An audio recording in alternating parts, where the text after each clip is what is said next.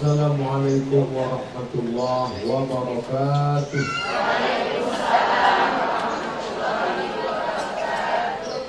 Kullu amrin libari, semua amal yang baik. Lam yubda bihamdillah, kalau tidak dimulai dengan alhamdulillah, fahuwa aqta', maka amal itu putus, tidak dinilai di hadapan Allah. Maka kita awali amal kita ini dengan ucapan alhamdulillahirabbil alamin. Setiap majlis kalau tidak disebut selawat, maka majlis itu menjadi majlis antanajifah, majlis bangkai, majlis busuk, majlis berbau. Kita tak ingin majlis kita ini menjadi majlis bangkai, maka kita pun berselawat, Allahumma salli ala Sayyidina Muhammad wa ala ali Sayyidina. Laisa minna man lam yarham saghirana, siapa yang tidak sayang kepada yang kecil, walam ya'rif syarafa kabirina, tidak hormat kepada yang tua, maka dia bukan umat Muhammad sallallahu alaihi wasallam. Maka anak-anakku, adik-adik dan ibu-ibu, bil khusus sahibul bait, sahibul hajat, yang besar tidak disebut gelar, yang kecil tak dapat disebut nama. InsyaAllah kita semua hamba-hamba yang dimuliakan Allah Subhanahu wa ta'ala. Amin ya rabbal alamin. Yang akan kita kaji pada kesempatan pagi menjelang siang ini adalah peran ibu sebagai al-madrasatul ula, lembaga pendidikan pertama dalam membentuk manusia. Kalau kita lihat kursi yang cantik, ukiran dari Jepara, itu dari pokok kayu di tengah hutan. Setelah dipotong, dikeringkan, dibawa ke kota, dipahat, lalu kemudian jadilah kursi. Maka untuk menjadi manusia, itu yang membentuknya itu bukan tukang, yang membentuknya itu bukan ahli ukir, tapi dibentuk adalah ibu sebagai madrasatul ula. Sekarang ada namanya sekolah berkarakter. Anak ibu sekolah di mana? Sekolah berkarakter. Mantap ya, iya. Artinya apa bu? Mbuhlah. Pokoknya berkarakter, kata orang, berkarakter kata kita. Itu sekolah berkarakter. Saya bukan mau mengejek, mau menyepelekan. Sekolah itu nomor 2. Karena dalam Islam diajarkan yang penting, yang berkarakter pertama itu adalah ibunya. Yang satu mengatakan pendidikan anak dimulai dari sejak dia masuk TK. Yang satu mengatakan pendidikan anak dimulai sejak dia mulai bisa merespon. Yang satu mengatakan pendidikan anak dimulai sejak masuk pendidikan dasar. Tiga-tiganya salah total. Kapan pendidikan dimulai? Pendidikan dimulai ketika memilihkan ibunya. Saat ibunya salah, salah semua. Ini hanya saya sampaikan di pengajian ibu-ibu. Bapak-bapak yang hadir beruntung. Kalau saya sampaikan ini di pengajian bapak-bapak, bahaya. Ada ini bapak-bapak semua. Pendidikan bapak-bapak yang awal itu adalah ketika mencarikan ibunya. Langsung semuanya, ternyata saya selama ini salah Pak Ustaz. Jadi makanya kata Nabi sallallahu alaihi wasallam, "Ma min mauludin illa yuladu 'alal fitrah." Setiap anak yang lahir itu dalam keadaan fitrah. Makna fitrah itu kata Abu Hurairah radhiyallahu anhu, fitratul Islam. Anak itu sudah Islam, suci, bersih. Lalu siapa yang mengotorinya? Fa abawahu, kedua orang tuanya, yuhawidanihi, merubahnya jadi Yahudi, yunassiranihi, merubahnya jadi Nasrani, yumajjisanihi, merubahnya menjadi Majusi. Memang dia tetap Muslim, KTP-nya Islam, cara hidupnya Yahudi, cara makannya Nasrani, cara nikahnya Majusi. Yang membentuk itu siapa? Yang pertama kali membentuknya adalah ibu. Makanya ketika memilihkan ibu untuk anak kita, kata Nabi, pilihlah 4 sifat. Apa sifat ibu itu? Tungkahul mar'atu li 4. Perempuan biasanya dinikahi orang karena 4. Pertama, limaliha, karena kaya. Sebenarnya Pak Ustadz, dulu yang mau nikah sama saya nih banyak sekali. Saya orangnya ganteng dulu. Sekarang kok sisa-sisanya pun gak kelihatan lagi ya. Banyak dulu perempuan ngejar saya, Pak Ustadz. Tapi itulah yang saya pilih istri saya. Kenapa itu yang dipilih? Itu yang dulu cincinnya wakeh. Pertama, perempuan dinikahi karena mal, karena hartanya. Yang kedua, wali hasabiha, karena keturunan. Tengku, raden, raja, darah biru, orang kaya, orang hebat, anak pejabat, anak penguasa, anak kiai. Yang ketiga, wali jamal, beautiful. Kenapa nikah sama dia? Karena cantiknya. Tapi kata Nabi, kalau kau nikah karena hartanya, harta akan binasa. Kalau kau nikah karena sukunya, berapa banyak perempuan diusir dari pantangan suku, dilanggarnya pantangan suku, maka dicopot gelar-gelar kebangsawanannya. Kalau kau nikah karena wajahnya, hari berganti musim berubah, wajah akan berubah juga. Dulu waktu pertama nikah memang rambut Mbak Mayang terurai, alis Mbak Semut beriring, bibir Mbak Delima merekah, pipi Mbak Pau dilayang. Oh, so sweet. Tapi begitu 20 tahun pernikahan, tak nampak lagi Mayang terurai, tinggal sumbu kompor. Tak lagi kelihatan Delima merekah, tinggal semangka hampir busuk. Tak lagi nampak semut beriring, bagai PNS bubar barisan. Kalau kau nikah karena bentuk ini semua, maka yang kau pandang, kata Nabi. Yang keempat, fasfar bidzatiddin, pandanglah karena agamanya. Ini yang hadir di majelis ibu-ibu ini.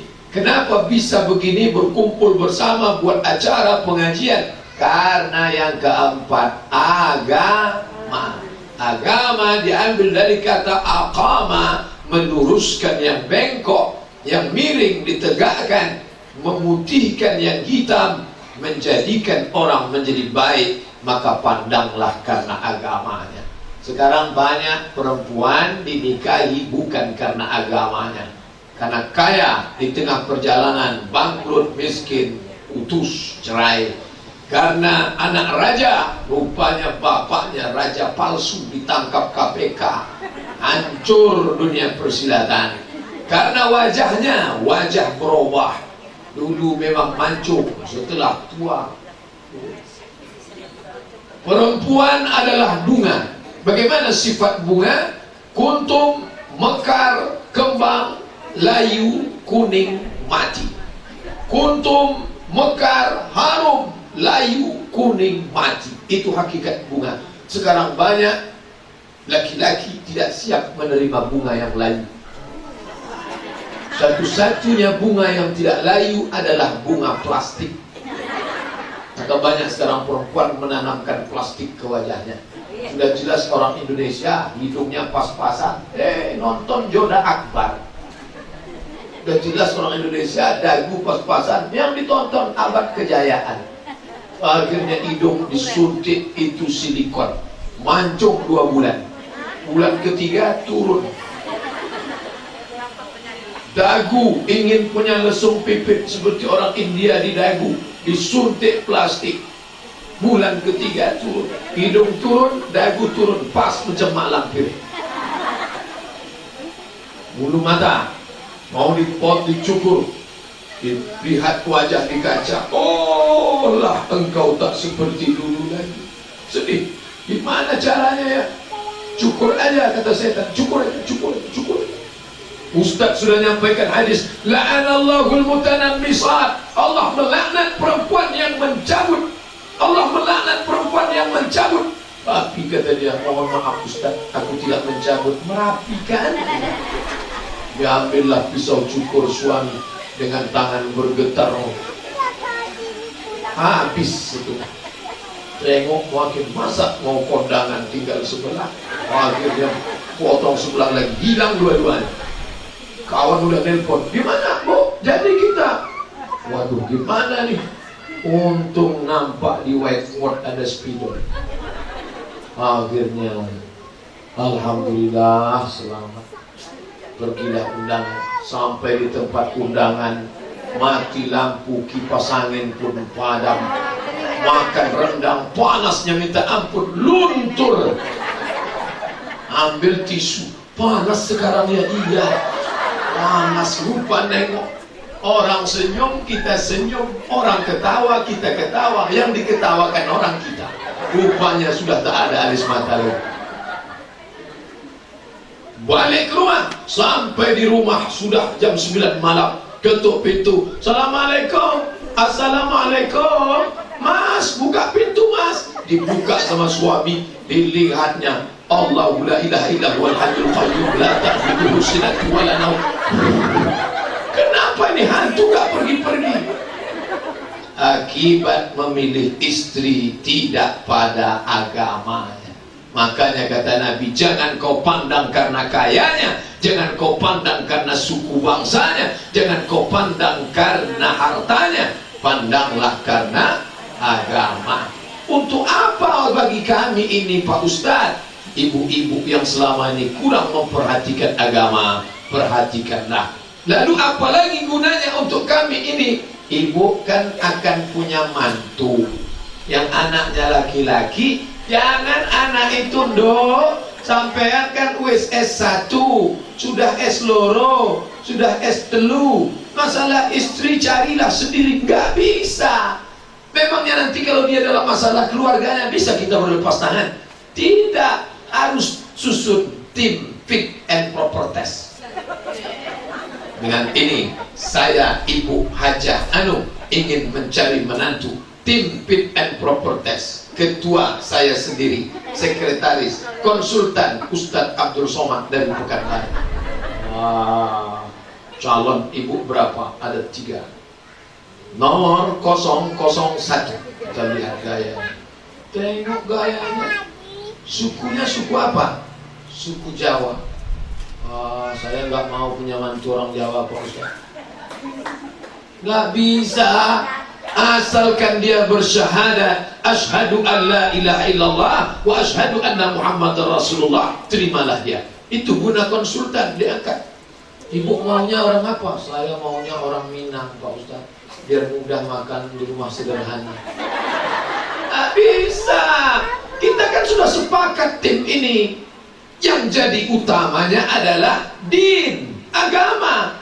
Jadi gitu Pak Ustaz ya. Kalau mau saya diangkat jadi konsultan, dengar cakap saya. Kalau tidak, saya mundurkan diri nih. Oke lah Pak Ustaz kalau gitu. Jangan kita permasalahkan suku. Ya, apalagi agama sekarang. Agamanya apa? Islam. Ini jilbabnya baru aja tadi pagi di pasar.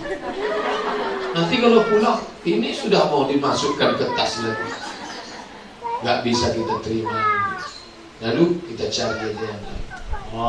Begitu. Apa maknanya? Kita pertama kali berdoa, Allahumma inna nas'aluka salamatan fiddin.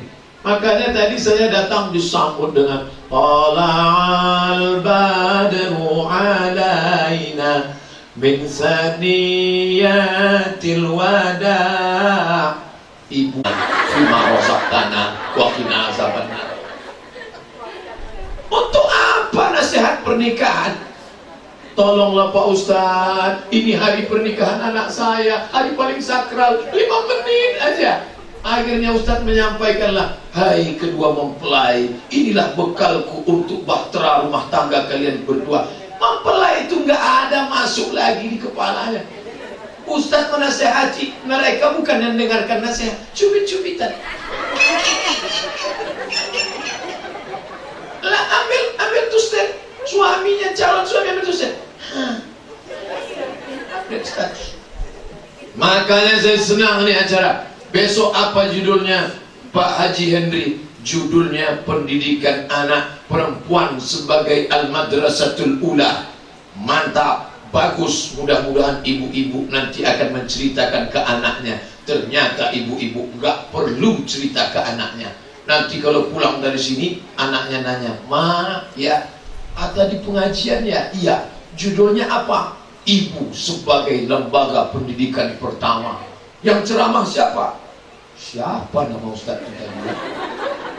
"Nama saya mudah ingatnya. Qul huwallahu ahad, Allahu somad." "Ustaz itu ceramah tentang apa tadi, Mak?" "Tentang pendidikan anak." "Apa aja isinya?" "Mama nggak ingat." "Tak apa aja, nanti kita tunggu rekamannya aja."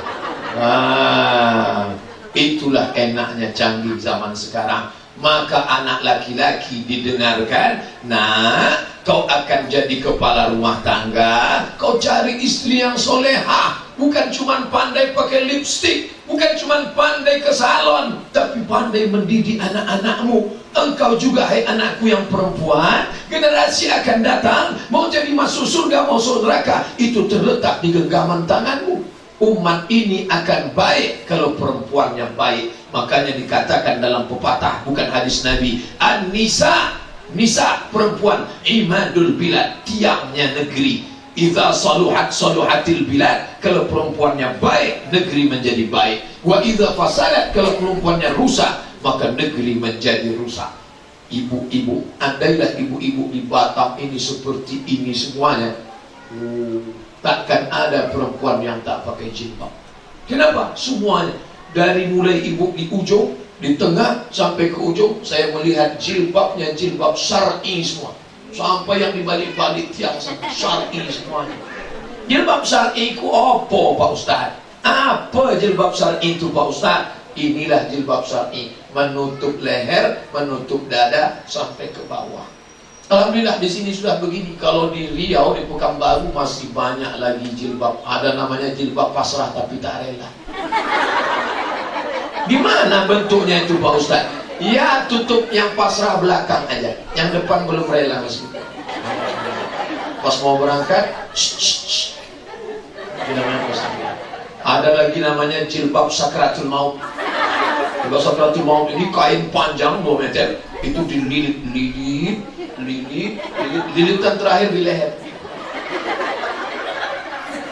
Dia makan, kita yang khawatir nengok dia makan. Kalau sempat dia tercekik, mati konten. Ini anak-anak kita nonton. Coba lihat, kenapa anak jilbabnya panjang? Karena ibunya jilbab panjang. Kenapa anak jilbabnya panjang? Langsung praktek nampak. Kenapa nggak pakai jilbab? Karena laki-laki. Jangan takut, Ustaz baik. Artinya apa? Pengaruh perempuan luar biasa. Saya ceramah di Kuala Lumpur 1 minggu, pergi ke Selangor, pergi ke Ipoh, pergi ke Malaka, pergi ke Petaling, keliling, pergi ke Masjid Besi. Sampai ada ibu-ibu yang nanya saya, "Ustadz Somad?" "Iya makcik." "Mak Ustadz ikut ke dalam rombongan?" "Enggak, mak saya tak ikut." "Maknya di mana?" "Di Pekanbaru Riau." "Kenapa makcik?" "Saya nak jumpa dengan mak Ustadz Somad." "Kenapa cari mak saya? Ngomong aja sama saya." "Karena ini pasti dibentuk oleh seorang ibu. Dia mau cari mak saya. Dia mau tanya gimana dulu ibu mendidik anak ini." Waduh, ternyata dia cuma mau cari mak saya. Di balik seorang laki-laki yang sukses, maka di sana ada seorang ibu mendidik yang luar biasa. Sekarang kan sering kita dengar ungkapan, di balik seorang laki-laki yang sukses ada seorang perempuan yang luar biasa, istri. Betul, tapi setelah dia ketemu istri itu kapan? 25 tahun. Sebelum itu seorang perempuan mendidik dia. Tapi kalau laki-laki, kalau perempuan, di balik seorang perempuan yang sukses ada seorang laki-laki yang stres. Kalau dia tidak patuh sama suami, kalau ada keterangannya. Nah, datanglah mahasiswa nemuin saya. Pak Ustadz Somad, ya, Ustadz masih kenal sama saya. Kenal. Mahasiswa Bapak dulu, ya, saya sehari-hari dosen di UIN Suska, Universitas Islam Negeri Sultan Syarif Kasim, Pekanbaru. Ya. Saya mahasiswa Bapak dulu, masih ingat? Iya, masih ingat. Saya udah tamat kuliah Pak, alhamdulillah. Sudah kerja Pak, alhamdulillah. Belum nikah Pak, nauzubillah. Dulu kan Ustadz pernah ngomong di lokal, kata Ustadz kalau mau cari istri itu sifatnya 4, kaya, bangsawan, cantik, dan taat beragama. Ustadz bisa nggak nyarikan saya yang ada 4-4-nya? Saya bilang kalau saya ketemu ngapain saya kasih ke kamu? Artinya apa? Man talaba akhan bila aibin baqiya bila akhin. Siapa mencari kawan yang tidak punya cacat, seumur hidup gak bakalan punya kawan. Siapa yang mau cari mantu yang gak bercacat, seumur hidup orang duit mantu. Siapa yang mau cari suami tidak bercacat, seumur hidup akan jadi gadis tua. Jadi kalau ada kurang-kurangnya dikit, anak mantu saya ini kurang Pak Ustadz. Apa kurang? Putih, berarti hitam. Hitam manis. Kita yang sebagai teman-teman sahabat, jangan membumbui, mengompori. Ketika dia curhat, Mbak, aku rasa nggak senang dengan mantu ini. Kenapa? Dia terlalu hitam. Oh, orang manis kok. Jangan kita katakan, mantu kamu hitam manis ya, ya bahaya nih. Kenapa? Nanti habis manisnya tinggal hitamnya. Jangan kita membawakan angin segar. Jangan kita menyemprotkan api di tengah lalang kering. Itulah kita. Mbak, saya kurang senang nih mantu saya, gayanya kampungan. Gak apa-apa, yang penting kan agamanya, kata Ustadz kemarin. Yang penting agama. Itu yang tidak akan lapuk karena hujan, tidak akan lekang karena panas. Mana contohnya? Ya ini ibu-ibu bisa berkumpul, bisa bersama. Pak Ustadz sudah dapat 4-4-nya, alhamdulillah. Nanti dialah yang diikat oleh anak kita. Saya terima nikahnya Fulanah binti Fulan dengan mahar seperangkat alat sholat dan kitab suci Al-Quran, gak pernah dibuka sampai mati. Tunai. Jangan. Mahar pakai Al-Quran sah, tapi kita nasihatkan, pilihlah Al-Quran sebagai bacaan, bukan sebagai souvenir penghias lemari, bukan sebagai akad pelengkap urukut nikah, tapi sebagai pedoman hidup. Setelah dia menikah, maka dia pun akan diberikan Allah rezeki. Hamillah dia. Selama hamil itu apa yang dia baca? Dia akan baca Quran. Bismillahirrahmanirrahim. Yasin wal Qur'anil Hakim, innaka laminal mursalin. Kenapa dia baca Yasin? Karena ibunya dulu selalu dia lihat baca Yasin. Maka ketika ibu baca Quran, anaknya tenang di dalam. Sambil dia mengaduk kopi susu suaminya, dia baca sholawat. Salatullah, salamullah. Suaminya tenang, anaknya di dalam pun tenang. Buka surat dalam Al-Quran Al-Insan yang dibaca subuh Jumat oleh imam pada rakaat kedua. Hal ata 'alal insani 'inum minad dahri lam yakun syai'an madhkura. Manusia bukan apa-apa, bukan siapa-siapa. Setelah itu dijadikan Allah Ta'ala dia faja'alnahu sami'an basira. Manusia bisa mendengar dan bisa melihat. Ternyata setelah penelitian, anak dalam kandungan bisa mendengar. Anak yang di dalam itu bisa mendengar. Maka dibuatlah acara tur di Rusia, Moskow, tur ke museum. Yang boleh ikut tur ini, mohon maaf, hanya ibu-ibu hamil 5 bulan ke atas. Ustadz Somad kalau mau daftar nggak diterima. Ustadz mau ikut, ya hamil dulu. Setelah ibu-ibu hamil dibawa tur, di mana dibawa? Museum. Apa yang dilihat? Mereka melihat lukisan-lukisan klasik di dinding museum.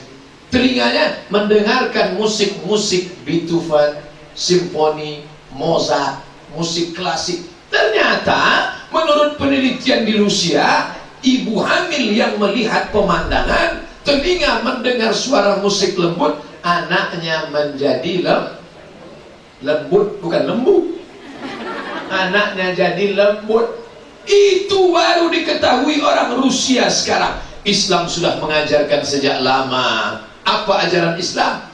Anak didengarkan bacaan Al-Quran, suruh zikir, subhanallah walhamdulillah wala ilaha illallah wallahu akbar. Kebetulan suara mantunya cantik, subhanallah walhamdulillah wala ilaha illallah wallahu akbar, la haula wala quwwata illa billahil aliyil azim. Anaknya tenang, ibunya tenang. Kalau jantung ibunya tenang, maka jantung anaknya juga di dalam tenang.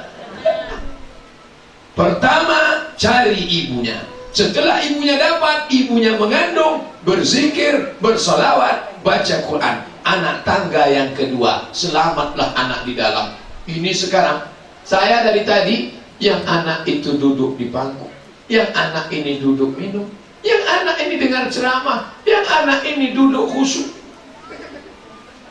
Saya pernah ceramah di rumah orang, naik tangga, turun tangga, lompat sana, lompat sini, lari sana. Bingung saya ceramah. Datanglah ibu-ibu, mohon maaf ya Pak Ustaz, anak kami memang nakal. Iya nah, anak kami memang nakal. Iya nah, mana ada anak gak nakal sekarang, anak kucing aja nakal.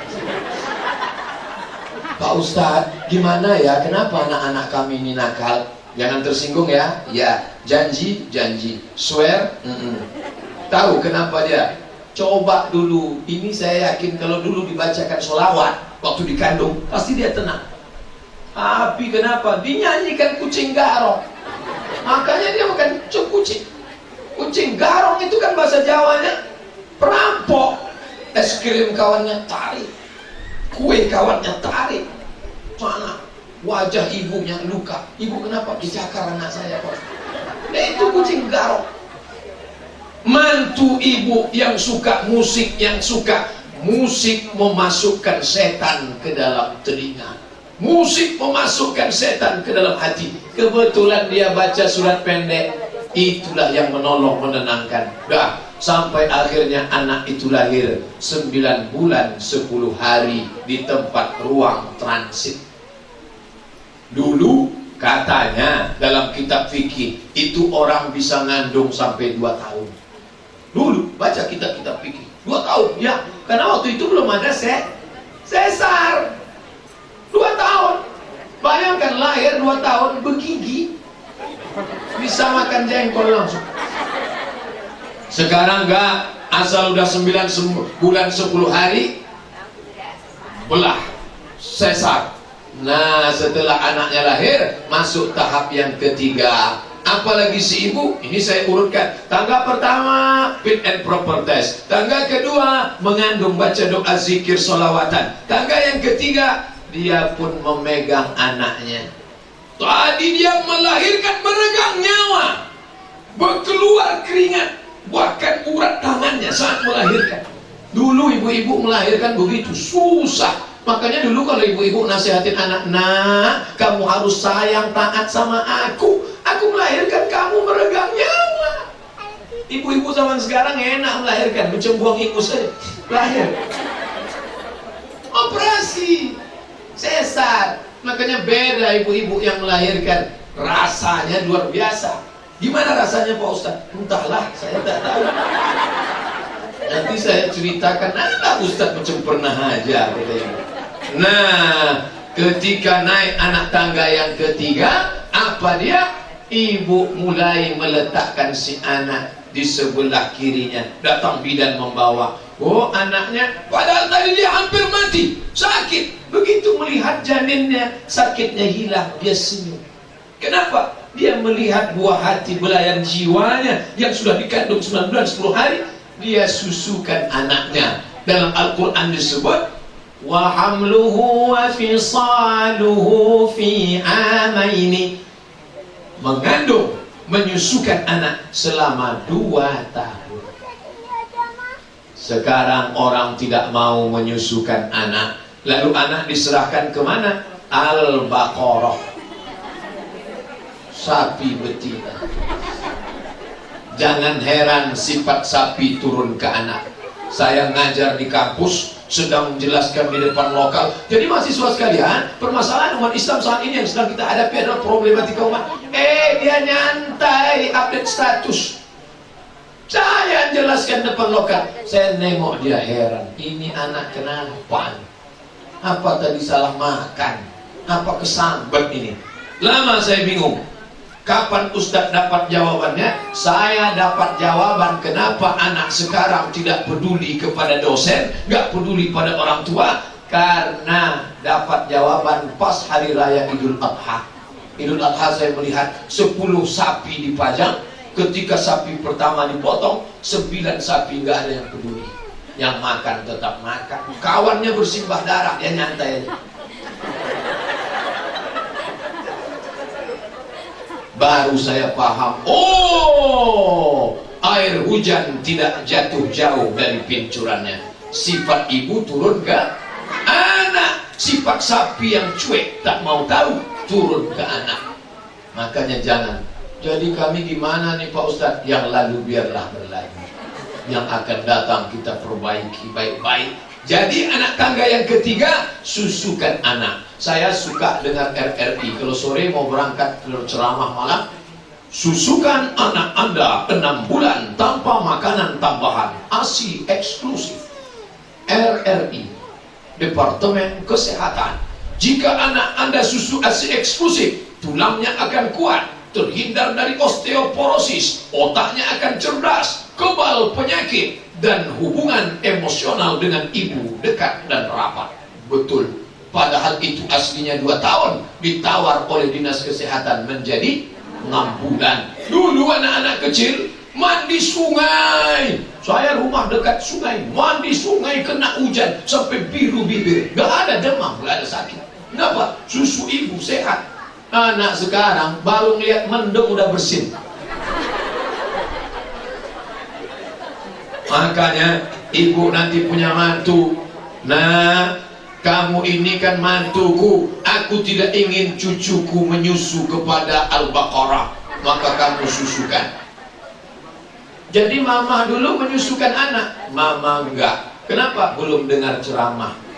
Apa boleh buat? Tapi kamu yang sudah nonton video ini, maka dengarkan baik-baik, karena ini adalah hak anak. Jangan sampai anak tidak mendapatkan haknya. Luar biasa. Anak dulu cerdas daya tangkapnya. Ustadz, mak saya orang kampung.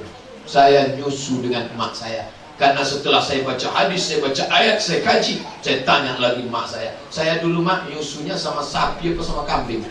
Enak aja kamu sama saya. Mengalir darah saya dalam darahmu. Begitu ya. Nih, pendidikan.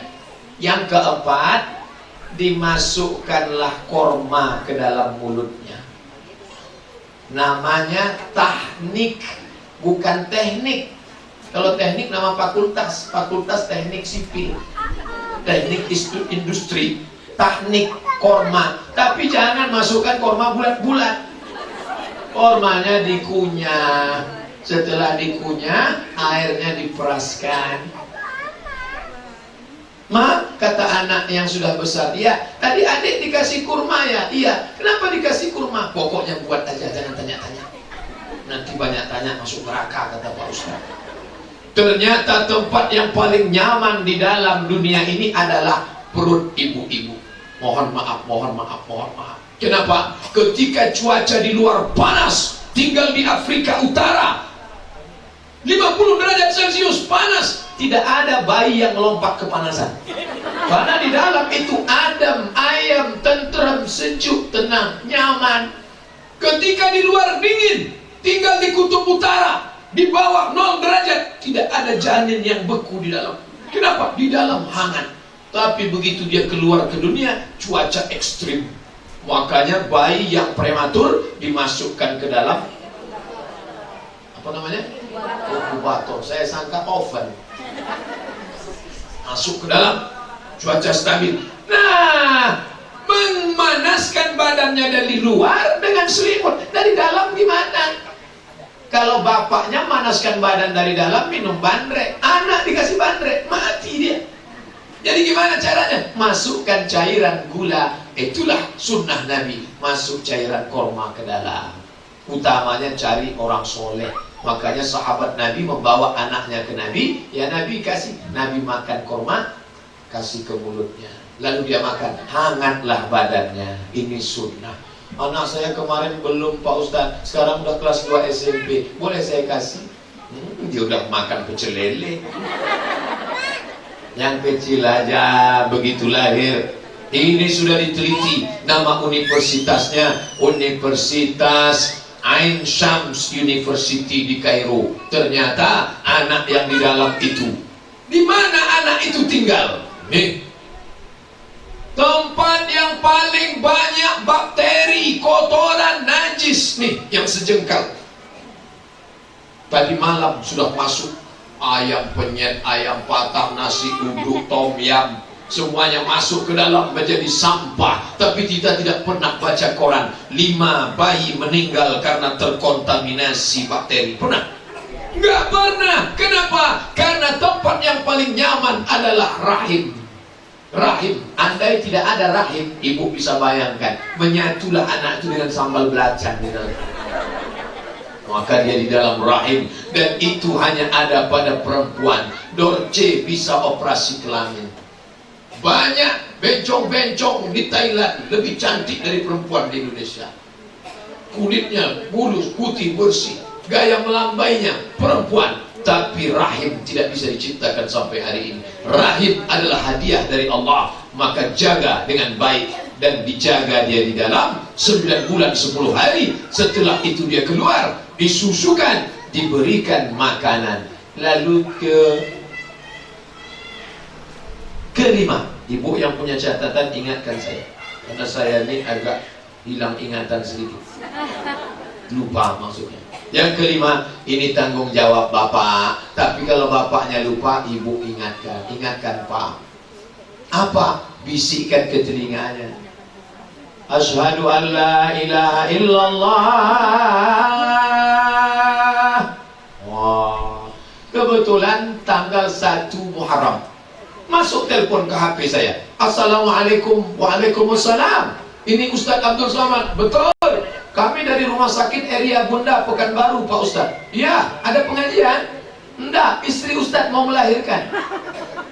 Saya sedang ceramah nih di Siak 2 jam dari Pekanbaru. Jadi gimana Pak Ustadz? Yang melahirkan aja, masa nunggu saya pulang? Melahirkan istri saya. Anak saya lahir 1 Muharram. Jam 2 sore pulang sampai Pekanbaru, pakai kemeja, nggak pakai peci, nggak pakai sorban, masuk rumah sakit. Mana ruang bayi? Di sini. Bapak siapa? Saya Abdul Somad. Mau nengok anak saya. Bapak udah ambil wudhu? Sudah. Nanti Pak, anaknya pegang gini ya. Pegang, letakkan kepalanya di sini Pak. Dalam hati saya, kau wajar pula. Ente nggak tahu nih siapa. Ya, tapi saya senang. Artinya apa? Bidan-bidan sekarang sudah belajar 2 SKS tentang bagaimana menangani bayi yang baru lahir. Dan saya menjadi dosen di Sekolah Tinggi Ilmu Kebidanan. Cuman nggak lama, cuman 1 semester. Datang Profesor Suhaimi namanya. Ustadz Abdul Somad, ya bisa ngajar di Sekolah Tinggi Ilmu Kebidanan. Oke, saya ngajar semester ini. Masuklah saya. Begitu saya masuk, mahasiswi semua 40 orang, cantik semua. Akhirnya cuma 1 semester saya keluar. Nanti bisa gila saya lama-lama. Nah, maka saya peganglah anak saya. Pegang baik-baik ya Pak. Ya, pegang Pak. Gini ya, telinga sebelah kanan. Oke, saya azan. Allahu Akbar, Allahu Akbar. Tapi nggak kuat macam itu. Kuat itu terkejut lah ya. Allahu Akbar, Allah. Tak sanggup saya menetes air mata. Apa yang Ustaz tangiskan? Ya anakku, Hari ini kau melihat dunia, aku yang membisikkan ke telingamu, la ilaha illallah. Saat nanti aku akan meregang nyawa, keluar rohku dari jasad, terbujur kaku di rumah sakit, engkau yang akan membisikkan ke telingaku sebelah kanan, ya ingat ya, la ilaha illallah. Tapi tetap saya lanjutkan azan itu. Itulah kebahagiaan seorang ayah ketika sanggup membisikkan kalimat tauhid ke telinga anaknya, dan anak itu pun nanti akan membisikkan ke telinga ayahnya, ke telinga ibunya. Sekarang banyak anak tidak tahu apa yang mesti dia lakukan, ikut-ikutan barat. Begitu anaknya lahir, bukan dia azan, ikut orang barat. Amazing, welcome to the world. Why? Maka dudukkan anak mantu ibu sejenak. Kalian belajar, sudah nikah, dengar nih baik-baik. Ini langkah-langkah kalau kalian nanti punya anak. Apakah mesti berurutan? Nyusu dulu, makan korma dulu, baru azan dulu? Enggak mesti. Azan dulu boleh, makan kormanya dulu, tahmid boleh, mau susu kan boleh. Yang penting mana? Yang tiga-tiga ini sunnah Nabi SAW. Setelah itu yang ke-6, masuklah akikah. Kullu mauludin, setiap anak, murtahanun biaqiqatihi, anak yang lahir tergadai dengan akikahnya. Lalu bagaimana menebus? Ibu kebetulan gak ada duit. Gimana nih Pak, anak kita mau masuk sekolah? Ya udahlah, kita gadaikan, ada surat tanah. Nanti ketika ada duit, tebus. Bu, pinjam uang sebentar ya, 1 bulan. Jaminannya mana? Ini cincin. Nanti ketika ada uang, tebus. Anak itu tergadai. Bagaimana cara menebusnya? 3 cara menebus anak. Pertama, tuzba'u anhu yawma sabi'ihi, sembelihkan kambing hari ke-7. Yuhlaqu, cukur rambutnya. Rambutnya dulu di dalam itu bercampur dengan darah hitam, najis, kotor. Cukur. Wa yusamma, kasih nama yang baik-baik. Nama perempuan Khadijah, Aisyah, Fatimah. Kalau nama laki-laki yang dinisbatkan kepada Allah, Abdullah, Abdurrahman, Abdurrahim, Abdul Ghafur, Abdul Somad, Muhammad, Ahmad, Hasan, Hussein. Ini orang sekarang buat nama macam-macam. Dah nama artis, nama kamu siapa? Joda Akbar. Kok hidungnya pesek? Nggak sesuai dengan nama. Nama wajah absen. Saya kalau awal semester satu lokal 30 orang. Michael, hitam macam arang. Bayangan Michael putih. Siapa namanya nih? Camry. Saya sangka merek Toyota. Bapak kamu dulu waktu ibu mau hamil ingin punya Toyota Camry ya? Bukan Pak. Terus kok namanya Camry? Ini saya lahir 17 Agustus. Jadi kemerdekaan Republik Indonesia. Kasihlah nama yang baik.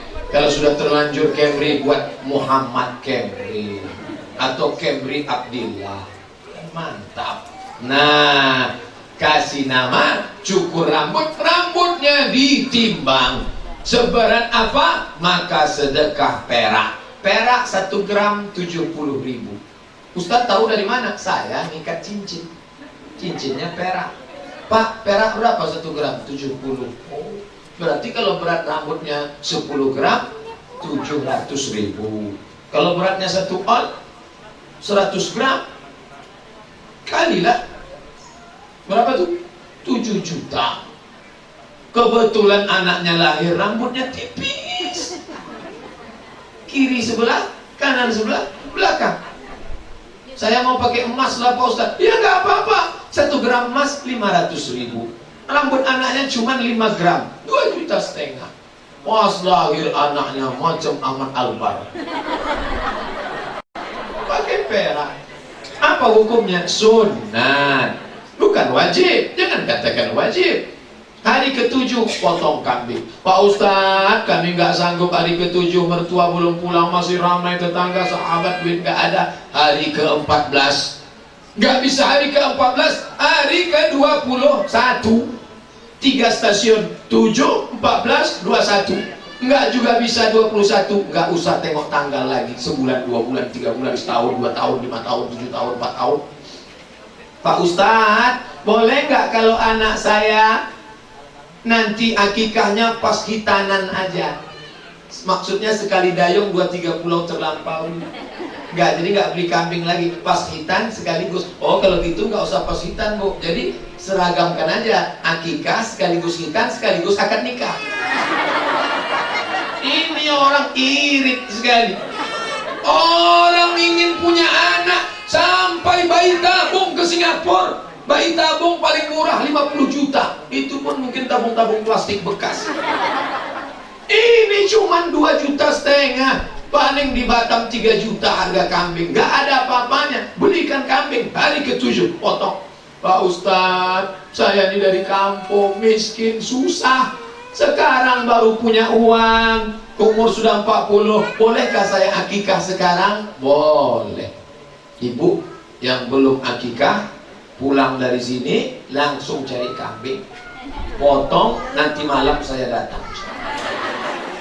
Tapi kalau sudah 40 tahun, akikah saja, jangan pakai potong rambut. Sudah 40 tahun, potong. Jangan pakai marhaban. Sudah 40 tahun, nanti saya datang dengar suara mikrofon. Marhaban Ayanur. Disangka yang diayun cucunya. Tengok neneknya, patah tiang ayunannya. Nah, itu namanya sodako. Pak Ustadz, saya belum akikah Pak Ustadz, apakah boleh saya berkurban? Boleh. Akikah sama kurban gak ada hubung kait.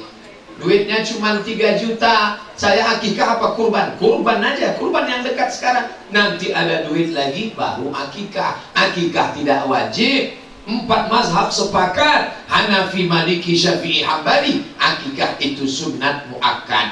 Akikah saya itu tanggung jawab bapak saya. Tapi kalau saya mau buat, hukumnya baik, gak masalah.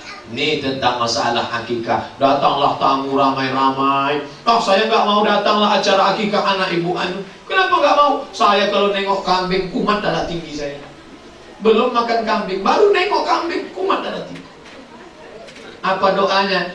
Barakallahu laka fil mauhub. Semoga Allah memberikan berkah pada anakmu. Wa syakartal wahib. Engkau bersyukur kepada Allah yang memberikan anak. Wa balagha asyuddahu. Anakmu sampai usia dewasa. Wa ruzikta birrahu. Engkau dapat baktinya.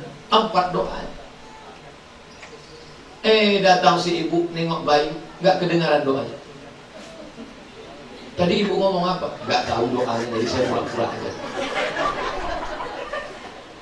Doa bahasa Indonesia boleh. Putune iki apik tenan. Boleh. Doa nggak mesti bahasa Arab. Ya Allah, jadikanlah anak ini menjadi anak yang soleh dan solehah, dapat suami bagus. Boleh, nggak salah. Maka kita doakan. Ini adalah kebaikan. Dah selesai bertahap. Sekarang masuk tahap yang ke-7. Apa itu yang ke-7? Muru auladakum bisalah. Suruh anak kamu salat. Wahum abna'u sab'ah. Ketika berumur 7 tahun. 7 tahun suruh salat. Wadribuhum fil ashrah. Ketika umur 10 tahun pukul. Tapi jangan karena marah sama bapaknya anaknya yang dipukul. Kamu kenapa hilang telingamu sebelah? Emak saya dulu jewer Pak Ustaz. Tanggal. Mukul nggak boleh tangan terlalu tinggi, mukul nggak boleh sampai patah, mukul nggak boleh berbekas, mukul nggak boleh pada alat vital sampai dia impoten, maaf cakap, mukul nggak boleh sampai dia trauma, mukul hanya mendidik supaya dia sholat. Gak pernah berhenti mulut nyuruh sholat. Sholatnya umur berapa? 7. Kalau sholatnya umur 7, ngapal Fatihahnya kapan? Umur 3, umur 4, umur 5, ibu sambil masak. Bismillahirrahmanirrahim. Qul huwallahu ahad, Allahus samad, lam yalid wa lam yulad wa lam yakul lahu kufuwan ahad. Anaknya di bawah juga sambil masak-masak.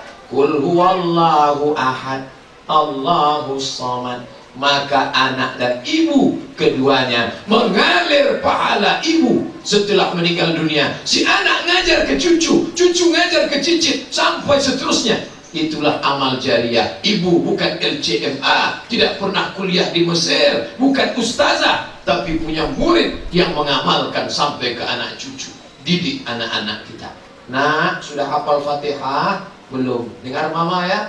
Bismillahirrahmanirrahim. Alhamdulillahi Rabbil Alamin. Ustadz dulu belajar ngaji sama siapa? Saya belajar ngaji dari alif-alif sampai khatam Quran dengan mak saya. Mak Ustadz guru? Bukan. Mak Ustadz ustazah? Tidak. Mak Ustadz siapa? Perempuan biasa, bukan sekolahan, tapi dia dudukkan saya. Masih ingat saya ngaji. Setelah saya khatam Quran, dia tidak merasa lebih pandai, diserahkannya ke guru mengaji. Umur belum sampai 7 tahun, saya dibawa ke guru mengaji. Pak Ustadz, ini anak saya namanya Abdul Somad. Ini alif-alif, ingat saya?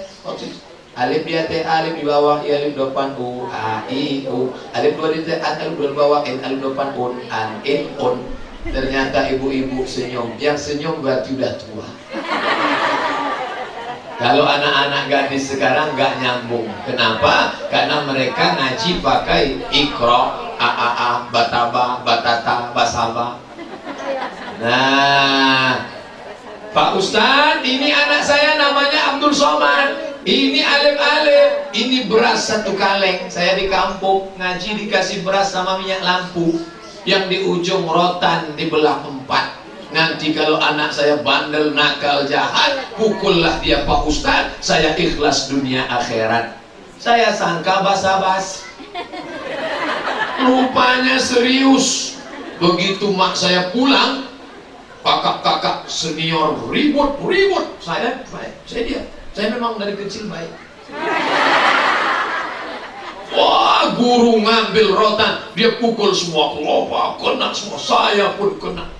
Ngadu ke rumah, "Mah, tadi dipukul guru, mau ditambah lagi?" Begitu mendidik anak. Kenapa anak sekarang banyak kurang ajar? Begitu anaknya ngadu, dia datang. Kumpul 3 orang tua, Komisi Perlindungan Anak, dibantu polisi memenjarakan guru. Akhirnya guru sekarang nggak berani buat apa-apa. Murid merokok, ribut. Pantai suka hati kalian. Yang penting saya 3D. Datang, duduk, diam, dapat duit. Guru sekarang ditekan luar biasa. Saya tidak setuju dengan guru yang mukul murid. Guru stres, di rumah bertengkar dengan istri, di sekolah mempelek. Itu guru nggak betul. Tapi jangan semua guru. Sedangkan Abdul Somad dulu yang dipukul, yang ditempeleng pakai rotan, tidak semuanya jadi orang. Kawan-kawan saya tak semuanya jadi orang. Banyak juga yang jadi setan, jadi hantu. Apalagi zaman sekarang. Ini yang merusak kepala Abdul Somad ini. Kepala Abdul Somad ini yang merusaknya nggak banyak. Bisa dihitung dengan jari. Unyil, Ucrit, Usro, Pak Olga, Pak Raden.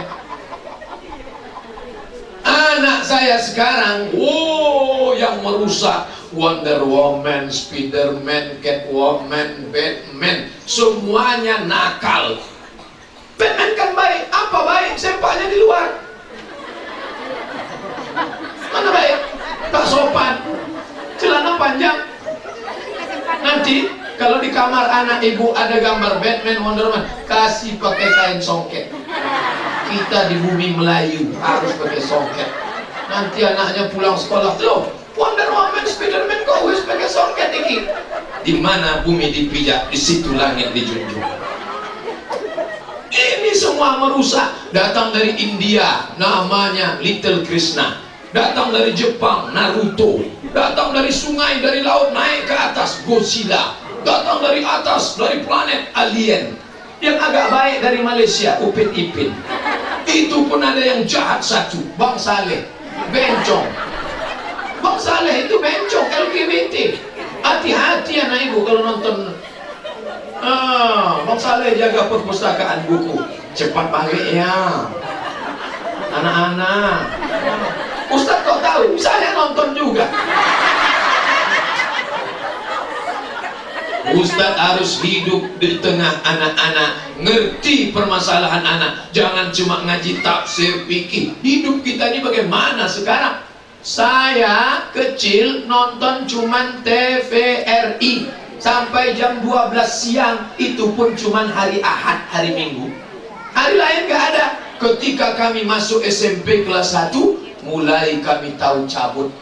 Cabut kenapa? Karena SMP sudah muncul TPI. Film pertama Mahabharata. Sekarang game online, PlayStation, Twitter, BBM, WhatsApp, semuanya merusak kepala anak kita. Belum lagi narkoba, macam-macam. Makanya ibu mulutnya gak pernah berhenti. Tunjuk, ajar. Tangan menunjuk, mulut mengajar. Kenapa begini, kenapa begini, kenapa begini, kenapa begini, macam mesin pompong rusak. Ketika ibu-ibu mulutnya berhenti, kiamat sudah terjadi. Ibu jangan sampai mulutnya berhenti, kiamat sudah terjadi. Nah, udah sholat, belikan dia kain kecil. Saya adik-beradik dua laki-laki. Saya anak pertama, adik saya anak kedua. Kami berdua. Dibelikan mak saya kain kecil, rajin sholat. Dibelikan sajadah kecil, dibelikan peci, dibelikan sorban. Ada motivasi, ada ini ya yang kecil diingat. Anaknya dibangunkan sholat. Ini terkadang anak dibiarkan. Bu, sudah jam 6 anak kita. Biarlah tanggal merah, sholat kan libur. Pak Ustadz nyuruh anaknya nggak susah, nyuruh bapaknya. Bapak tanggung jawab orang tuanya. Biarlah emak dia yang bertanggung jawab di hadapan Allah. Urus aja anak ibu. Itu di hadapan Allah Subhanahu wa taala. Saya ceramah sudah pas 60 menit. Tadi setengah 10, sekarang setengah 11. Di mana-mana saya ceramah 60 menit. Sesuai dengan isi botol aqua 600 ml. 600 ml. Cuman tuan rumah tahu. Dia buat 2 botol. Panjanglah ceramahnya. Mungkin dia sudah dengar ceramah Ustaz Somad di masjid lain. Ustaz itu nanti pasti 600 ml. Kita buat aja 2 botol 1200. Nah, lalu kemudian setelah itu dia pun mulai beranjak remaja. 7 tahun dia mulai sholat. Lalu kemudian dia pun mulai, yang laki-laki muncul kumis tipisnya, yang perempuan berbentuk tubuhnya. Tanggung jawab makin besar. Dulu dia cuma main layang-layang. Dia pulang lambat, kita nggak khawatir. Sekarang anak laki-laki lambat pulang, pecah kepala, bengkak kepala. Anak perempuan bengkak. Maka jangan sampai ini terjadi. Ma, pergi sebentar ya. Kemana? Mau pergi belajar. Sama siapa? Sama teman. Mana orangnya? Ini. Pulang jam berapa? Pasang GPRS, pasang sensor. Sedang berada di mana? Telepon. Sedang di mana? Sama siapa? Pulang jam berapa? Sedang di mana? Dia pun di dalam HP-nya kita periksa. Ada enggak nama saya dalam nama? Ada. Coba miss call. Rupanya bukan mama di situ, security. Nggak apa-apa. Dia buat di HP-nya ibu adalah dia buat satpam terkejam di dunia. Nggak apa-apa. Nanti ketika dia sudah jadi ibu rumah tangga, dia akan melelehkan air mata. Aku jadi sarjana karena ibuku dulu tegas. Andai saat dia di wisuda meleleh air matanya. Kamu nangis kenapa, Dok? Aku banyak silap sama mama. Andai mama dulu tidak jadi security yang tegas, mungkin aku tidak akan wisuda hari ini. Di saat itulah kebahagiaan seorang ibu melihat putrinya berhasil menjadi orang yang sukses. Anak-anak ibu sukses semua insyaAllah. Amin ya rabbal alamin. Nah, tanggung jawab mulai semakin berat. Sore Sabtu pas hari ini, sang Don Juan datang dengan Kawasaki Ninja yang knalpotnya sudah dikhitan. Suara menggelegar. Begitu dia gas di depan pintu, ada orang 70 tahun yang sakit sakratul maut. Zaman dulu anak-anak kalau datang ke rumah kita, pamit ya Pak, izin ya Bu, kami pergi jalan. Sekarang enggak. Apa kabar Bu? Sehat. Anak metal datang, Pak, saya bawa anak Bapak sebentar ya. Jangan, sebentar aja, makan mie ayam, paling jam 9 pulang. Tidak, sekali tidak maka tidak. Say no to bonceng. Jangan gitulah Pak, ini zaman modernisasi. Tidak, saya katakan tidak. Beranjak sedikit pun saya tidak akan. Sekali tidak, tidak. Datang ibunya dari belakang, kasihlah Mas, kita dulu lebih parah dari itu. Nangke nerosae. Inilah yang jadi masalah. Bapak sama ibu harus sepakat. Duduk dulu bersama. Bu, anak kita ini gimana? Nanti kalau saya bilang enggak, kamu enggak ya? Ya. Saya orangnya enggak sampai hati. Jadi kalau gitu gimana? Nanti saya pura-pura mules aja ya. Ya, biar saya yang ngadapin dia. Ya. Begitu. Jangan kita berbeda pendapat di depan dia. Ini akan menjadi korban. Banyak orang sekarang tidak mau makan di piring, makan di daun. Apa maknanya Pak Ustadz? Pahamilah sendiri. Kacau balau. Setelah apa terjadi, datang dia berurai air mata, habis tisu setengah kotak. Nangis kenapa? Mau minta uang 3 juta. Sudah semester 3. Jadi apa? 3 bulan. Utengi wis. Apa yang terjadi? Cari laki-laki, cari tolong sini. Kamu yang saya usir dulu datang. Akhirnya kalian perlu juga dengan aku kan? Datang. Ingat, perempuan yang hamil kalau dinikahkan maka muncul 4 konsekuensi. Pertama, anak itu kalau lahir tidak boleh pakai bin bapaknya. Jadi pakai bin apa di aktif? Terserah, bin kardus, bin toples, bin Samford mineral water, tak boleh. Yang kedua, kalau anak itu nanti laki-laki, dia punya adik, adiknya perempuan, dia tidak bisa jadi wali bagi adiknya, karena dia bukan saudara senasab seayah, dia dianggap saudara seibu. 3, kalau anak itu nanti meninggal atau bapaknya meninggal, dia tidak boleh dapat harta warisan karena dia tidak ada hubungan nasab. Yang keempat, ternyata anak hasil zina itu gadis cantik, 25 tahun kemudian dipinang orang, maka bapak tidak boleh mewalikan nikah. Sekarang orang nekat saja. Itu hasil zinanya 25 tahun yang lalu. Sekarang dia enteng, aku nikahkan engkau dengan anakku. Anak siapa? Anakku, bukan anakmu. Tapi rambutnya sudah kami bawa ke Singapura, tes DNA. Sama, berarti anak saya. Tidak diakui dalam Islam, DNA tidak laku. Kenapa? Dia kan anak saya, tidak ada laki-laki lain. Kamu tidak diakui sebagai bapaknya karena kamu sudah curi start, nyoblos sebelum hari H. Ini tidak diakui dalam Islam. Hati-hati 4 konsekuensi.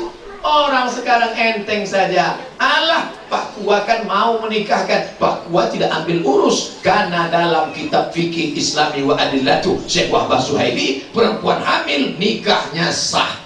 Banyak telepon masuk ke saya, Pak Ustadz, apa hukum perempuan hamil? Perempuan hamil nikahnya sah. Yang masalah bukan nikahnya, 4 konsekuensi setelah anak lahir.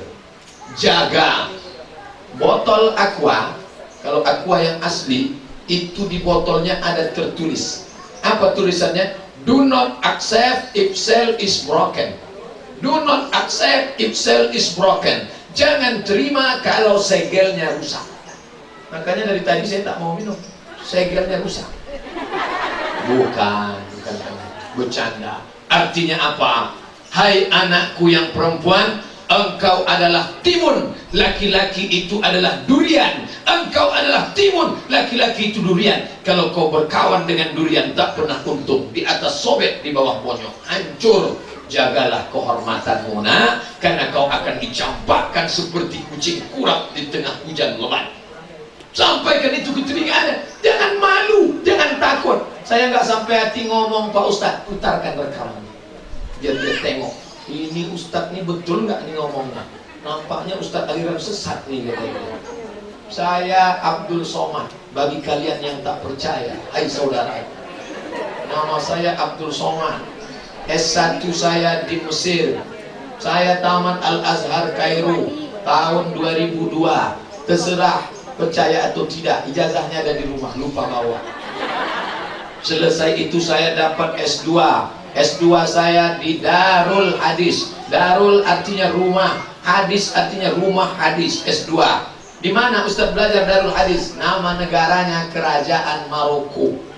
Jadi Ustadz tamat dari Maroko? Iya. Maroko dekat dari Merauke Pak Ustadz. Nggak ada hubungan. Mesir, Libya, Tunisia, Aljazair, Maroko, Samudra Atlantik, Real Madrid, Barcelona. Di situ tempat saya kuliah. Kenapa Ustadz kuliahnya jauh? Betul. Di Pekanbaru mahal. Satu semester S2 7 juta. Sidang terbuka 10, tertutup 15, buka tutup 25. Maka saya kuliahnya jauh. Di sana asrama gratis, kuliah gratis. Sampai hari ini saya mengajar di UIN mata kuliah hadis. Hari ini diundang oleh ibu-ibu majelis taklim. Jadi kalau kalian tak percaya dengan aku Ustaz, waspadalah. Nah, jadi sampaikan ke anak-anak kita, begitulah dia. Sampai akhirnya dia duduk di pelaminan, masuk yang ke-8. Apa dia? Pendidikan sudah. Ini kita masih yang ke-7, pendidikan. Pendidikan jaga kehormatannya. Pendidikan masih ke-7, pendidikan. 8 baru menikahkan. Yang ke-7 pendidikan. Pendidikan sampai kapan Pak Ustadz? Dasar, menengah, atas. Saya maunya fakultas kedokteran. Silakan, lihat bakatnya masing-masing. Anak saya nih Pak Ustadz kemana-mana bawa martil, masukkan fakultas hukum. Dia mau jadi hakim konstitusi. Anak saya nih Pak Ustadz kemana-mana bawa jarum suntik, fakultas kedokteran. Yang bawa jarum suntik ada 2 kemungkinan, kedokteran atau pecandu narkoba. Tergantung kemana kita mengarahkan. Saya tanya emak saya, mak, aku dulu bawa apa waktu kecil? Kamu kemana-mana bawa spidol. Ada foto saya kecil bawa spidol. Rupanya saya setiap hari nulis di kampus spidol. Mahasiswa sekalian, dari kecil sudah nampak mana-mana bawa.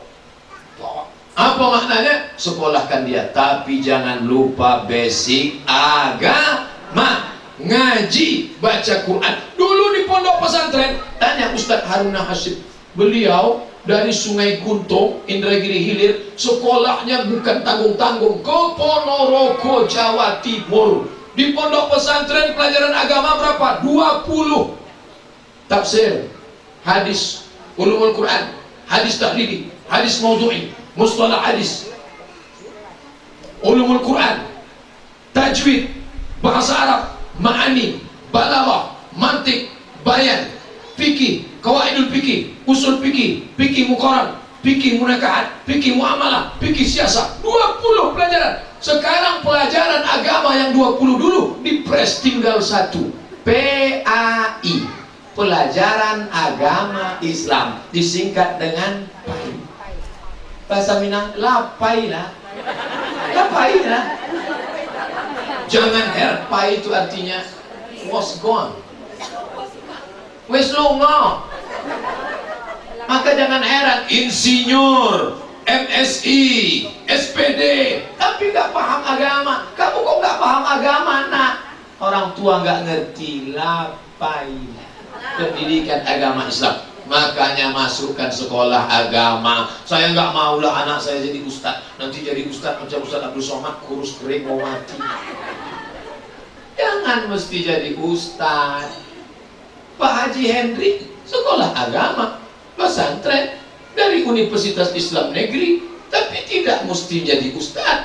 Bisa di komisi macam-macam, bisa berkarir di politik, bisa. Jadi yang penting sekarang Universitas Indonesia membuka beasiswa yang hafal Quran gratis beasiswa. Bayangkan itu.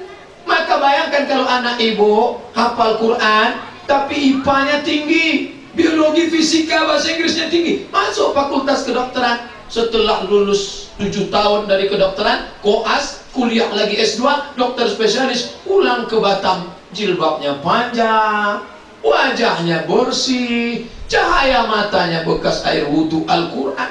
Masuk dia ke dalam ruang rumah sakit bawa jarum suntik. Ibu sakit? Iya. Sabar ya Bu. Salatullah, salamullah. Sejuk tangannya di kening si ibu. Belum lagi disuntik, ibu sudah sehat. Saya tanya ke dokter kemarin pas selesai pengajian, saya tanya dokter, Pak dokter, ya jujur Pak dokter, ya sebetulnya berapa persen orang itu sehat karena obat? 50%. Yang 50% lagi karena apa? Karena motivasi hidup. Dia datang bawa jarum suntik, belum nyuntik udah sehat, melihat wajah. Ini ndak, masuk dia ke ruang, dia tak pernah belajar agama, rambutnya macam durian, anak funky. Begitu masuk, ibu-ibu salam metal, sehat semua, oke, kukunya hitam, anak funky kuku hitam. Disangka ibu itu malaikat maut, mati mereka total. Ini penting. Nanti dia SHMH jadi pengacara, dia akan buka LBH, Lembaga Bantuan Hukum menolong orang-orang susah. Dia jadi dokter, dia akan buka operasi bibir sumbing gratis. Dia akan buka khitan massal. Persatuan Dokter Batam buka khitan massal. Mendaftar siapa saja, anak-anak maupun suami yang gatal, kami khitan sekali lagi. Nih, jadi jangan sangka mesti anak saya harus jadi ustadz. Nggak penting. Yang penting dia paham agama. Saya nggak setuju kalau anak nggak suka jadi ustadz di sekolah kan.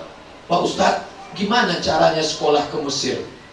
Kenapa? Anak saya mau kirim ke Mesir. Yang mau berangkat bapaknya apa anaknya? Saya dulu yang mau ke Mesir tuh saya tamat SD, SMP, saya cari imam masjid. Pak Imam, gimana caranya ke Mesir? Saya yang mau berangkat. Sekarang banyak anaknya dikirim. Sampai di Kairo, main band, main bola. Main band, main bola.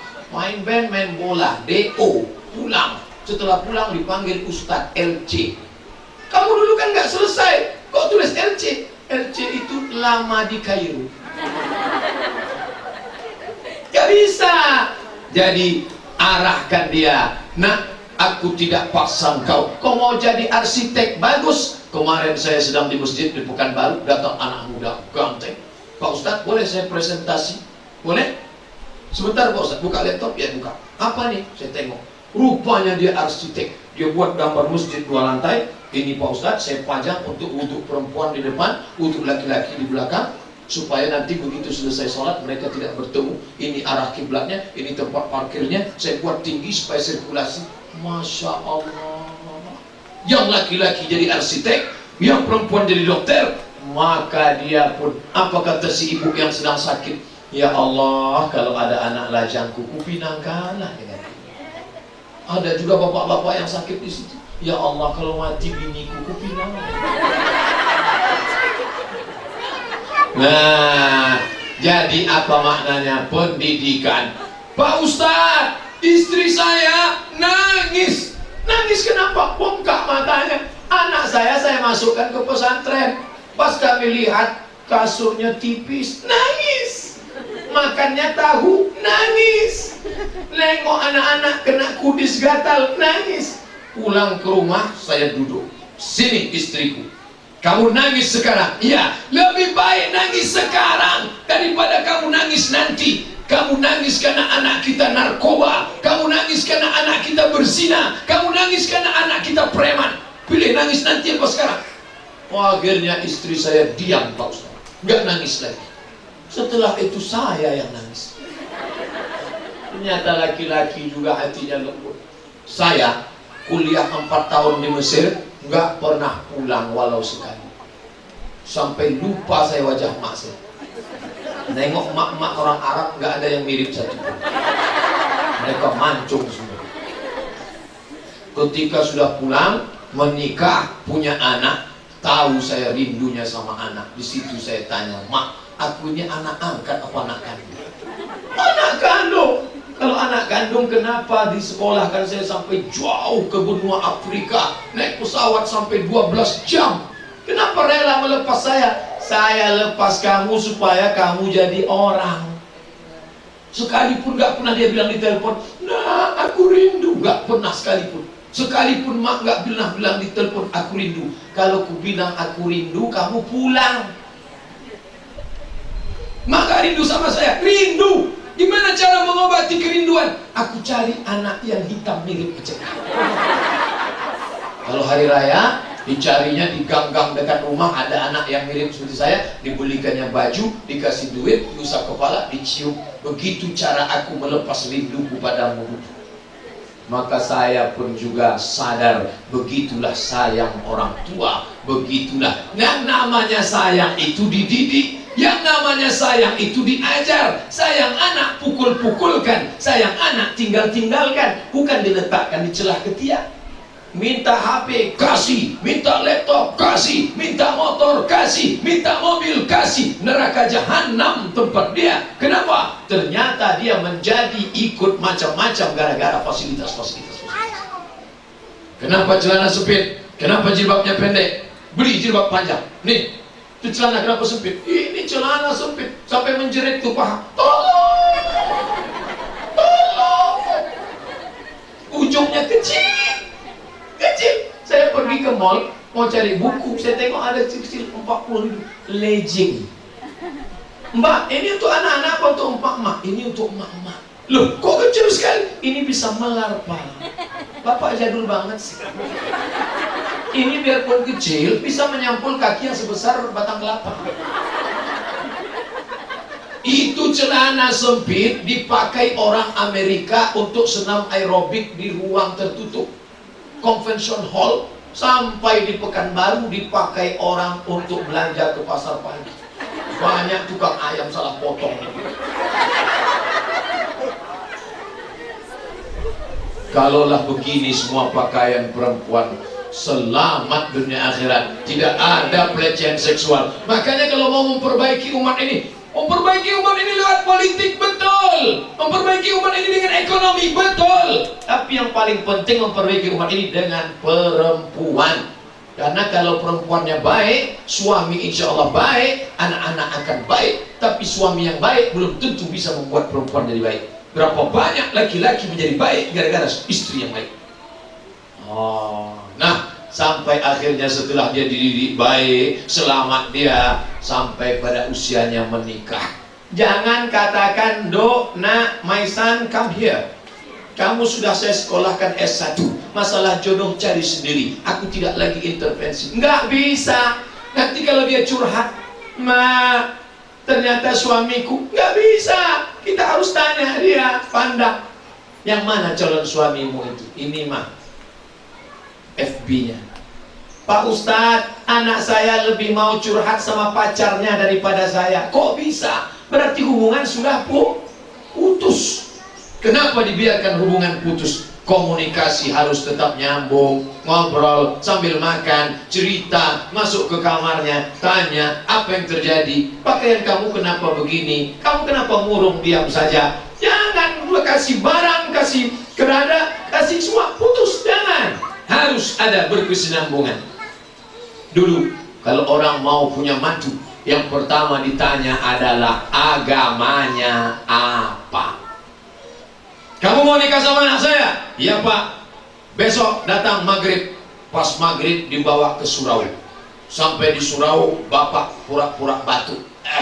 "Kamu yang azan." "Allahu Akbar, Allahu Akbar." Oke. Setelah itu iqamat. Setelah itu suruh jadi imam, maju jadi imam. "Bismillahirrahmanirrahim. Alhamdulillahirabbil alamin." Dulu begitu. Sekarang orang tidak diajak ke surau. "Mau nikah sama anak saya?" "Iya Pak, besok datang ke kantor jam 2. Pertanyaan pertama, bisa nyetir enggak? Mau nanya, punya mobil. Kalau datang ke rumah, tadi datang naik apa? "Naik ojek Pak, anak saya sudah tunangan." Buka kaca, buka gorden, tengok dulu, naik apa? "Oh, dia datang naik Pajero Sport. Inilah yang kulihat dalam istikharahku." persis seperti ini, warnanya merah metalik. Inilah dia. Jadi kita tanya dulu asal usulnya agama, nggak perlu Pak, nggak perlu tanya, langsung kita terima aja, langsung aja. Iya besok, kamu besok datang bawa keluarga nikah, oke, langsung urus ya. Nikahkanlah aku, nikahkan engkau dengan anakku dengan mahar seperakat Allah SWT dan kitab suci Al-Quran tunai. Setelah seminggu nikah, anak pun pulang berurai air mata, menangis meratap. Nangis kenapa? Kenapa nangis terus? Kenapa nangis? Rental. Rupanya mobil kemarin rental, sudah ditarik. Dunia tidak dapat, akhirat melayang. Makanya yang pertama ditanya agamanya apa, yang kedua ditanya bagaimana akhlaknya. Idza ja'akum man tardawna dinahu, kalau datang nomina anakmu, kamu suka pada din agamanya, wa khuluquhu akhlaknya, nikahkanlah dia. Kalau tidak, akan terjadi kerusakan yang amat besar di alam ini. Lalu kemudian setelah dia menikah, lahirlah anak cucu cicit yang soleh dan solehah. Pendidikan ini batasnya sampai kapan Pak Ustadz? 2. Tadi yang terakhir 8, menikahkan.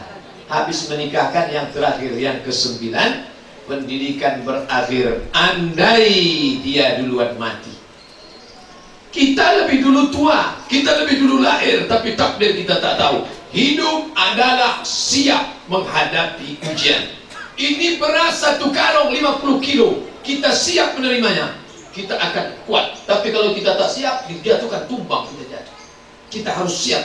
Andai anakku ini sakit, andai nanti dia melahirkan, andai terjadi macam-macam, aku harus siap membisikkan ke telinganya, la ilaha illallah. Jangan takut bicara mati.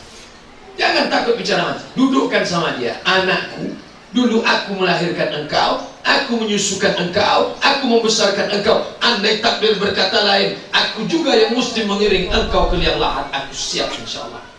Tapi andai aku yang mati duluan, engkau yang membisikkan ke telingaku, la ilaha illallah. Cara membisikkannya gimana, Ma? Bisikkan ke telinga sebelah kanan, la ilaha illallah. Nampak lidahnya bergerak, suara sudah tak ada lagi, lidah semakin memendek.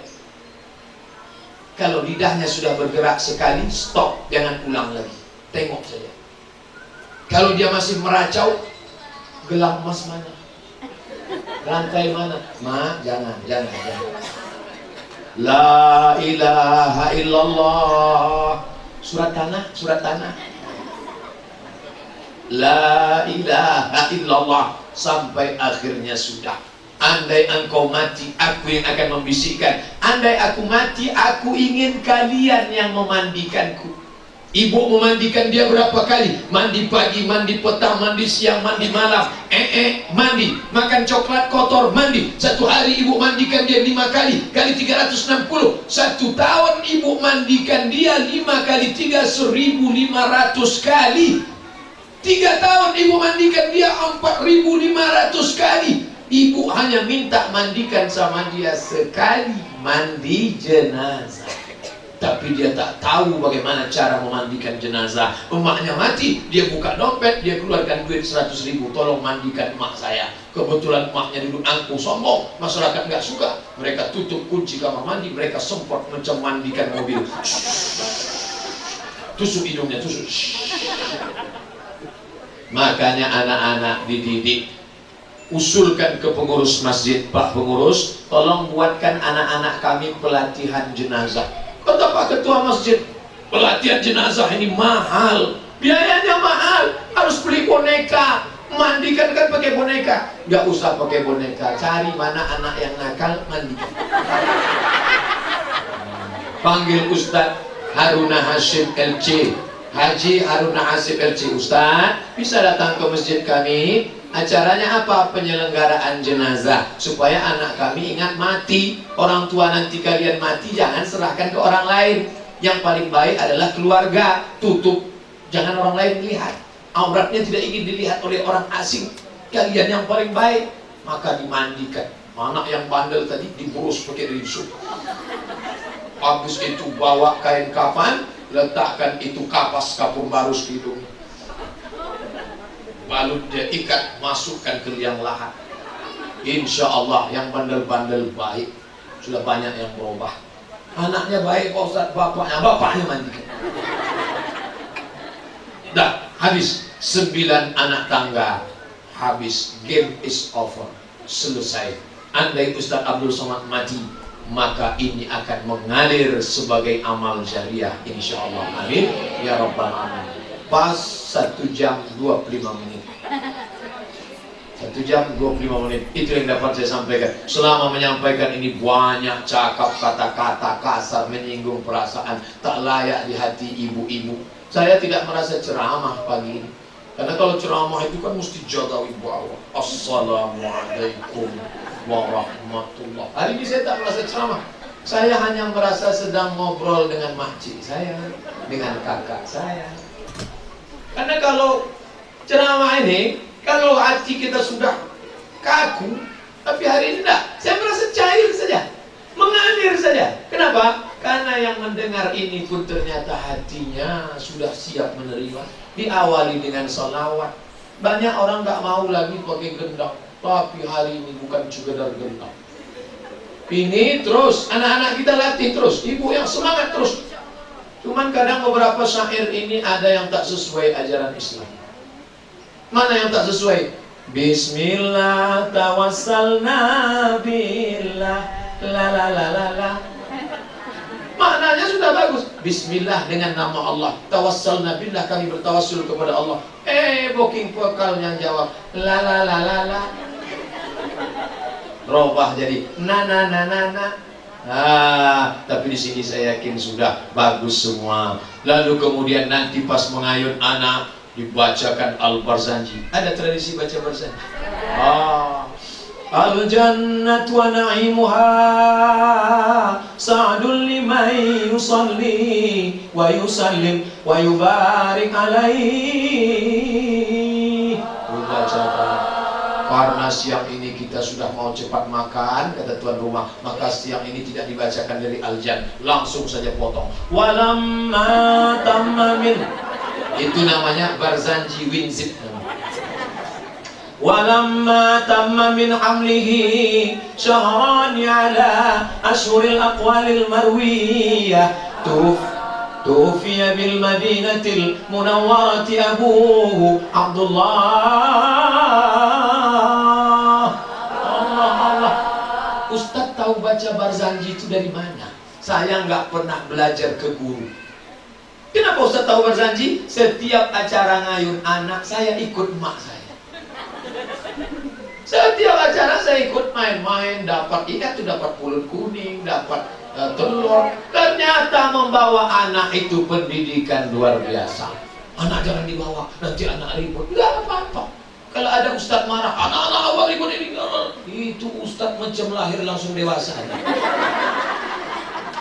Nah, ini mereka nampaknya nggak peduli dengan ceramah ustadz, tapi sebenarnya mereka sedang merekam. Sampai dewasa mereka akan bawa anak-anaknya, dan di saat mereka menonton video ini meleleh air mata mereka. Apa kata mereka? Untuk almarhum Abdul Somad LCMA Al-Fatihah. Mengalir doa Al-Fatihah dari Batam ke Pekanbaru. Itulah amal yang kita inginkan. Ibu yang rajin baca Quran, ikut program Odoj, one day one juz, putus. Setelah mati tak ada orang baca Quran. Pernah tengok orang mati baca Quran? Tak ada. Setelah ini rajin solat duha, solat tahajud, solat witir, solat tasbih. Setelah meninggal dunia putus, tapi ada amal yang tak putus. Inilah ya. Saya laki-laki khawatir. Kenapa? Karena kalau perempuan surga di bawah tapak kakinya. Saya mau nasihati anak saya, anakku, kamu harus patuh sama aku, karena surga di bawah telapak kaki bapak. Hadisnya mana Pak? Enggak ada. Tapi kalau ibu-ibu, ilzam rijlai hafasan mal jannah, urus tapak kakinya, kau dapat di surga di sana. Ummuka, your mother. Ummuka, mbokmu. Ummuka, amaang. Ibumu. Kenapa ibu dapat 3 kali? Saya yang ustadz cuma dapat sekali. Kenapa ibu dapat 3 kali? Ibu mengandung, ibu melahirkan, ibu menyusukan. Kalau ada bapak yang ingin dapat 3, coba anda yang 3. Oleh sebab itu kebersamaan kita ini mesti dijaga terus. Buat acara-acara bulanan, TV bulanan, ada mengayun, hiburan. Tadi saya lihat ada qasidah al-burdah. Qasidah artinya syair, al-burdah artinya selempang yang ada di bahu. Itu burdah. Selempang yang diletakkan di bahu namanya burdah. Kalau diletakkan di atas kepala seperti kerudung namanya ghutrah. Masjidil Haram imamnya pakai ghutrah. Kalau dililitkan di kepala namanya imamah. Ada 3. Di bahu burdah, di atas lilit imamah. Kalau dia memanjang ghutrah. Kenapa qasidah itu disebut burdah? Karena sahabat Nabi memuji-muji Nabi. Ketika dia memuji Nabi, Nabi kasih hadiah. Langsung dia buka burdah. Maka disebut qasidatul burdah. Nanti anaknya nanya, "Ma, ini apa namanya?" Qasidah. Qasidah itu apa? Qasidah burdah. Artinya pokoknya sejak mama kecil memang udah itu namanya. Nah, ini udah dijelaskan Ustadz Abdul Somad kemarin. Ada 3 katanya. Ada yang di bahu, ada yang di kepala, ada yang dililit, ada yang manjang. Apa namanya, Ma? Itulah mama gak ingat entah apa itu kemarin. Tapi insya Allah qasidatul burdah, puji-pujian untuk Nabi. Ada namanya Al-Barzanji, ada namanya Simtud Durar, ada namanya qasidatul burdah, ditulis oleh Imam Al-Busiri. Dan ini semuanya adalah solawat memuji Nabi supaya anaknya semua ikut syariat Nabi Muhammad Sallallahu Alaihi Wasallam. Itu yang dapat saya sampaikan. Terima kasih atas segala perhatian. Mohon maaf atas segala kesilapan. Di akhir majelis, doa ini dikabulkan Allah bukan karena lidah Abdul Somad. Doa ini dikabulkan Allah karena ada ibu yang mendidik anak dengan tulus ikhlas. Karena ada ibu yang hatinya bersih. Karena ada ibu yang lidahnya tak pernah berhenti berzikir. Dia bukan ustazah, bukan LCMA, tapi bersih di hadapan Allah. Ada hazihin niyah al-Fatihah. A'udzubillahi minasyaitonir rajim. Bismillahirrahmanirrahim. Alhamdulillahi rabbil alamin. Ar-Rahmanir Rahim. Maliki yaumiddin. Iyyaka na'budu wa iyyaka nasta'in. Ihdinas siratal mustaqim. Shiratal ladzina an'amta 'alaihim ghairil maghdubi 'alaihim waladdallin. Amin. Rabbana hab lana minas shalihin. Jadikan anak kami anak-anak yang saleh dan salihah. Rabbana hab lana min ladunka dzurriyyatan thayyibah. Jadikan anak-anak kami keturunan yang baik-baik ya Allah. Rabbana hab lana min azwajina wa zurriyyatina. Jadikan pasangan hidup kami dan anak keturunan kami qurrata a'yun, orang-orang yang sejuk dipandang mata dan menenangkan hati kami ya Allah. Waj'alna lil muttaqina imama. Jadikan kami menjadi pemimpin bagi orang yang bertakwa. Rabbana ighfir lana dzunubana. Ampunkan dosa kami. Wali walidaina, kedua orang tua kami.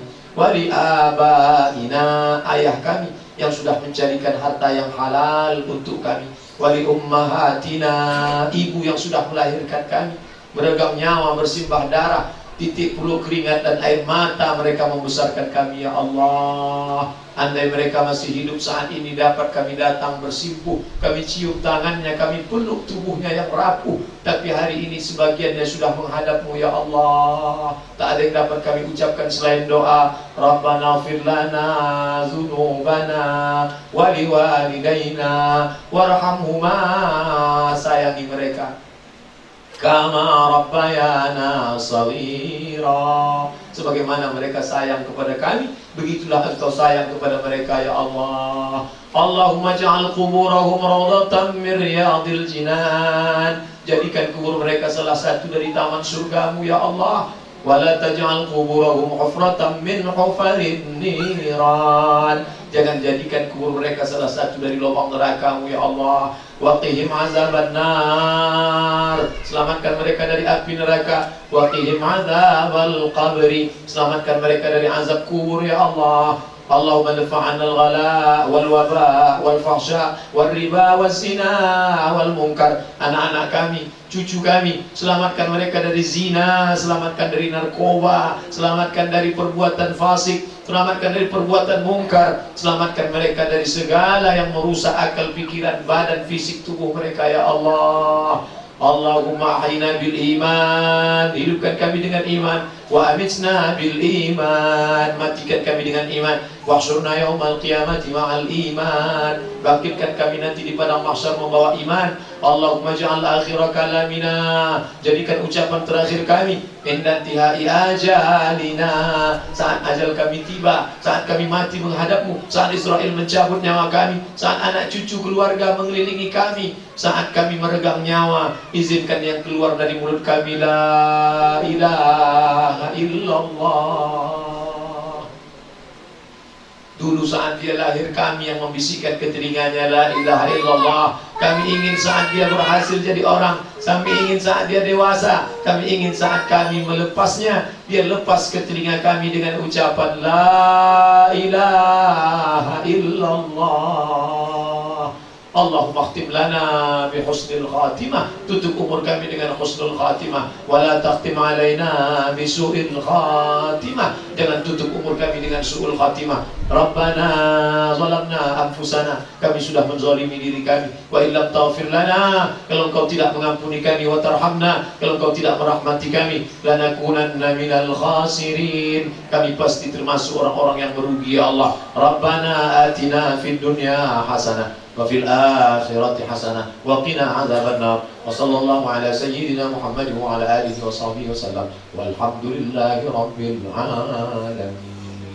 Taqabbalallahu minkum minna wa minkum taqabbal ya. Assalamualaikum warahmatullahi wabarakatuh.